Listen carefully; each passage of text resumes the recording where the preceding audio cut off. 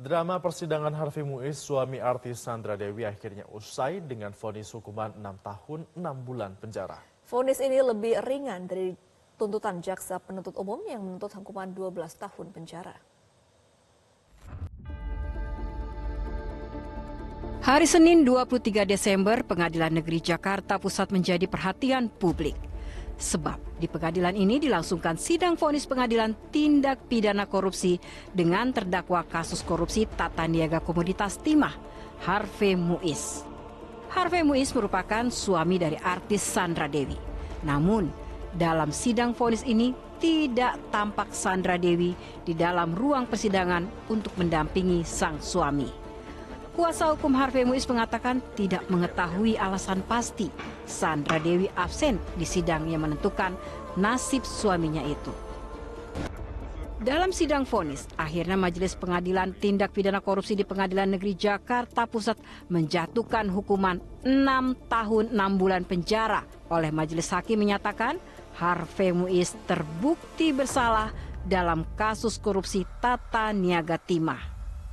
Selain dijatuhi hukuman 6 tahun 6 bulan penjara, suami Sandra Dewi itu juga dikenakan denda pidana sebesar 1 miliar rupiah.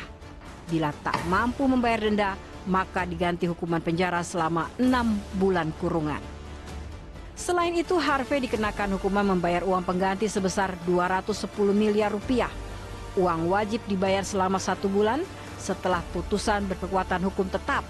Bila tak sanggup membayar, maka diganti hukuman penjara tambahan selama 2 tahun. Hukuman ini lebih rendah dari tuntutan jaksa penuntut umum dalam sidang yang digelar 9 Desember lalu. Dalam sidang tuntutan, Harvey Muiz dituntut 12 tahun penjara dan denda 1 miliar rupiah, subsidi pidana kurungan selama 1 tahun. Selain itu, jaksa penuntut umum turut menuntut majelis hakim agar menjatuhkan pidana tambahan kepada Harvey berupa pembayaran uang pengganti sebesar 210 miliar rupiah, subsidi pidana penjara selama 6 tahun. Menanggapi vonis hakim, kuasa hukum Harvey Muiz menyatakan akan memanfaatkan waktu selama 7 hari untuk pikir-pikir. Kasus yang melibatkan Harvey Muiz ini bermula ketika pada tahun 2018 PT Timah Tbk menghadapi masalah dengan maraknya penambangan liar di wilayah izin usaha pertambangan atau IUP mereka yang menyebabkan pasokan biji timah resmi menurun. Alih-alih menindak penambangan ilegal, beberapa petinggi PT Timah termasuk Direktur Utama MRPT alias RZ dan Direktur Keuangan EE bersama dengan direksi PT RBT yaitu SP dan RA diduga menginisiasi pertemuan untuk mengakomodasi atau menampung timah hasil penambangan liar tersebut. Untuk memfasilitasi penampungan timah ilegal, dibuatlah perjanjian seolah-olah terdapat kerjasama sewa-menyewa peralatan peleburan timah dengan para smelter.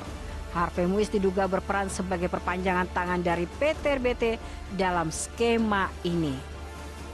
Dalam kasus korupsi tata niaga komoditas timah yang melibatkan Harvey Muiz, negara mengalami kerugian yang sangat besar.